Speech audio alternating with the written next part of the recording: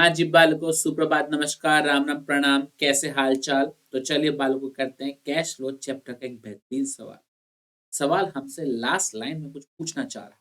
Calculate cash flow from investing activity on the basis of above information. कुछ ऊपर information दे रखी है और उसको ध्यान में रखते हुए हमको क्या कैलकुलेट करना है? Cash flow investing. चलिए क्वेश्चन को रीड करते हैं। Well print limited has the following information. Machinery on 1st April 22, 50,000.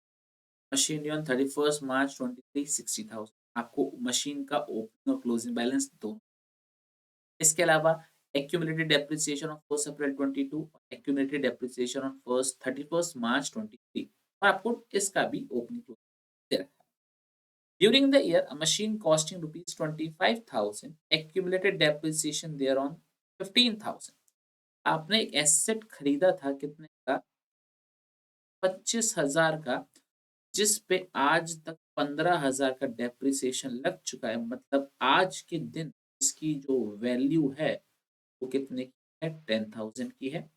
Was sold for 13,000। आपने 10,000 की वैल्यू वाला एसेट आपने 13,000 में सेल आउट कर दिया।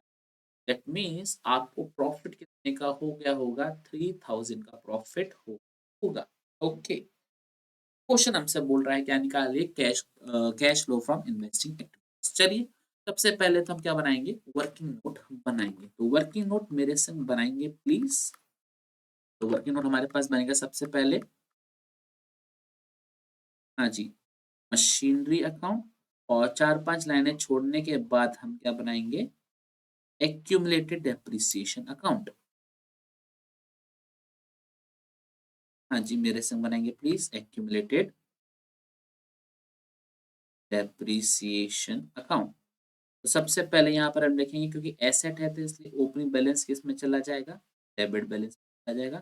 तो टू बैलेंस ब्रॉट डाउन 50,000 और क्लोजिंग बैलेंस ऑपोजिट साइड में चला जाएगा बाय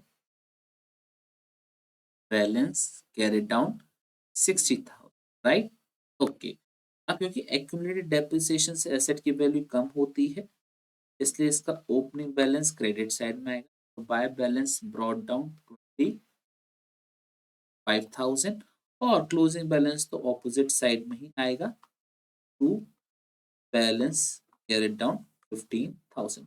तो ये हमको ओपनिंग फिगर और क्लोजिंग फिगर दे रखी है, 25 और 50। अब क्वेश्चन ने बोला आपने एसेट 13,000 का सेल आउट किया। तो जब 13,000 का सेल आउट किया तो बैंक में 13,000 आए होंगे। क्या लिखेंगे? बाय बैंक अकाउंट कितना अमाउंट आ जाएगा हमारे पास? 13,000। तो क्योंकि प्रॉफिट हुआ था तो डेबिट साइड में लिख देंगे to profit and loss account 3,000। Right, हाँ। कितना एक्यूमुलेटेड डेप्रिसिएशन लगाया आपके पास इसमें? 15,000 का लगा है। आप क्या लिखेंगे? बाय एक्यूमुलेटेड डेप्रिसिएशन, और यहाँ पर क्या लिख देंगे? टू मशीनरी 15,000 क्रॉस पोस्ट कर देंगे। ठीक है ना? हाँ जी, कोई दिक्कत परेशानी सर? कोई दिक्कत परेशानी इसमें अपने को नहीं। तो जो क्वेश्चन के अंदर इंफॉर्मेशन दे रखी थी वो हमने इसमें क्या कर दी? फीड कर दी। बस अब आपको क्या करना है? बैलेंसिंग फिगर निकालना है। डेप्रिसिएशन में जो बैलेंसिंग फिगर निकलेगी वो डेप्रिसिएशन की ही निकलेगी। क्या लिखेंगे? Bye depreciation account. 30,000 तो डेबिट साइड का टोटल आ रहा है, क्रेडिट साइड में 25,000 है। तो 5,000 क्या हो जाएगा? Annual depreciation. ये क्या निकलेगा हमारे पास? S balancing figure. अब जरा हम बात करते हैं मशीनरी अकाउंट की। तो 88,000 तो ये आ रहा है, ठीक है। और 53,000 ये आ रहा है। 35,000, रिपीट, 35,000 की क्या आ रही है हमारे पास? परचेज आ रही है। यहाँ पे क्या लिखेंगे हम? टू बैंक अकाउंट, ब्रैकेट में क्या लिख देंगे? Balancing figure purchases. राइट, बिल्कुल। तो ये हमारे पास क्या बन गया? ओवर तैयार हो गया। अब बस अपने को क्या करना है? फेयर सॉल्यूशन बनाना है। मेरे संग फेयर सॉल्यूशन करेंगे प्लीज। लिखेंगे मेरे संग,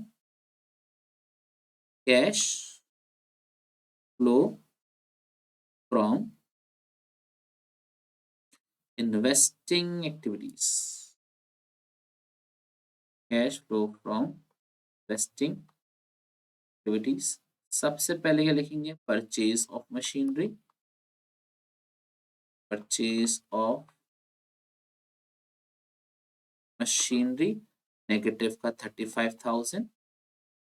इसके अलावा क्या लिखेंगे हम, सेल ऑफ मशीनरी प्लस का कितना लिख देंगे 13।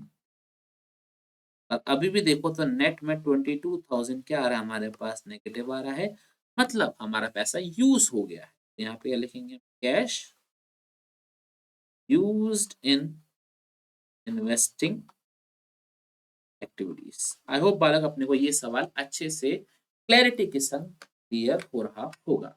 बहुत बहुत धन्यवाद।